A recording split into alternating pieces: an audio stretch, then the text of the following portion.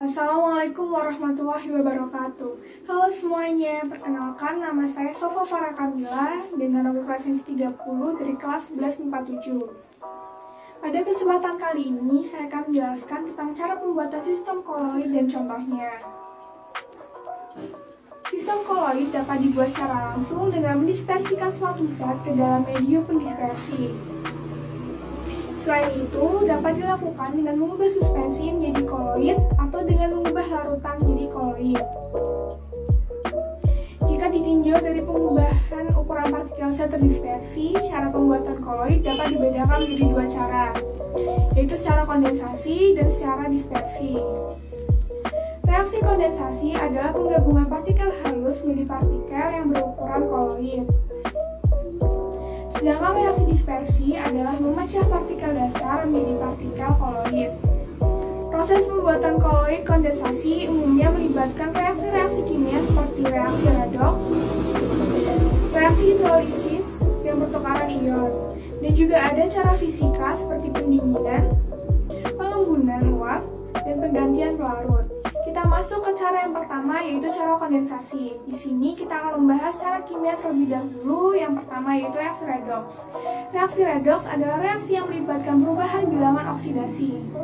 Koloid yang terjadi merupakan hasil oksidasi atau reduksi. Contohnya dalam pembuatan sel belerang dari reaksi antara hidrogen sulfida H2S dan belerang dioksida SO2. Dengan cara mengalirkan gas hidrogen sulfida atau H2S ke dalam larutan belerang dioksida atau SO2, berikut adalah persamaan reaksinya. 2H2S ditambah SO2 menjadi 2H2O ditambah 3S. Lalu yang kedua yaitu reaksi hidrolisis. Sesuai dengan namanya, maka reaksi hidrolisis ini adalah reaksi suatu zat dengan air. Contohnya pada pembuatan sal FeOH3 dari hidrolisis FeCl3. Apabila kita menambahkan larutan FeCl3 ke dalam air mendidih, maka kita akan mendapatkan sal FeOH3. Dan persamaan reaksinya seperti berikut ini. FeCl ditambah 3H2O menjadi FeOH3 ditambah 3HCl. Lalu yang ketiga yaitu pertukaran ion. Reaksi pertukaran ion umumnya dilakukan untuk membuat koloid dari zat-zat yang sukar larut atau endapan yang dihasilkan pada reaksi kimia. Contohnya pada pembuatan sal AS2S3 dengan mengalirkan gas H2S ke dalam larutan AS2O3 dan persamaan reaksinya seperti berikut ini. 3H2S ditambah AS2O3 menjadi AS2S3 ditambah 3H2O. Selanjutnya yaitu cara fisika. Yang pertama ada pendinginan. Suatu koloid dapat dibuat melalui proses pendinginan. Tujuannya untuk menggumpalkan suatu larutan sehingga menjadi koloid. Karena larutan suatu zat sebanding dengan suhu. Cara selanjutnya yaitu pengembunan uap. Diterapkan pada pembuatan sal raksa atau Hg. Sal raksa dibuat dengan meluapkan raksa. Uap raksa selanjutnya dialirkan melalui air dingin sehingga mengembun dan diperoleh partikel raksa berukuran koloid. Nah, yang ketiga yaitu penggantian pelarut. Misalnya pada pembuatan sel belerang. Belerang sukar larut dalam medium air. Oleh karena itu, air diganti dengan alkohol. Sel belerang dalam air dibuat dengan cara melarutkan belerang ke dalam alkohol hingga diperoleh larutan jenuh. Larutan jenuh ini selanjutnya diteteskan sedikit demi sedikit ke dalam air hingga terbentuk sel belerang. Sekarang kita lanjut ke cara pembuatan sistem koloid yang kedua yaitu dispersi.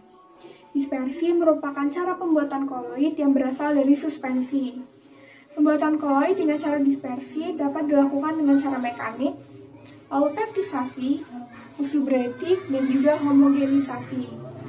Kita bahas cara yang pertama dulu yaitu cara mekanik. Dilakukan dengan cara penggerusan zat padat hingga halus.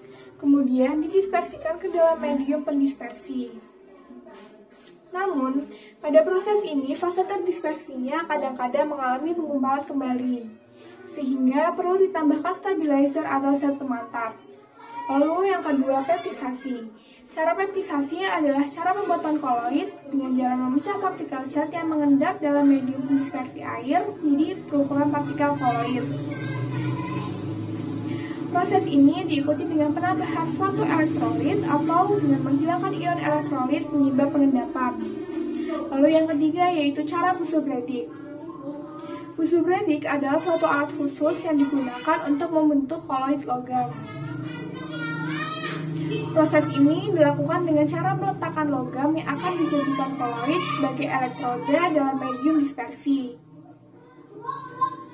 Kemudian diberi arus listrik yang cukup kuat pada setiap ujung-ujungnya sehingga terjadi loncatan bunga api listrik.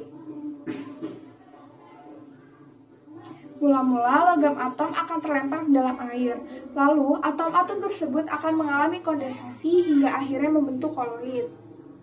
Jadi bisa dikatakan jika cara Busso-Bradick ini merupakan gabungan antara cara dispersi dan kondensasi. Dan yang keempat yaitu homogenisasi. Homogenisasi adalah cara yang digunakan untuk membuat suatu set menjadi homogen dan berukuran partikel koloid.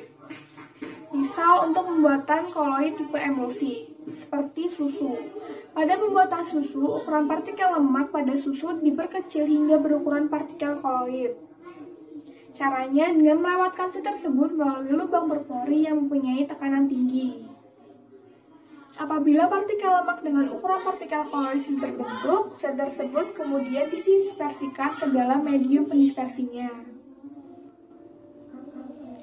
Nah, sekarang contoh-contohnya. Untuk contoh cara mekanik, contohnya seperti campuran semen air, lalu ada pembuatan cat, pembuatan mentega, dan juga pembuatan tinta.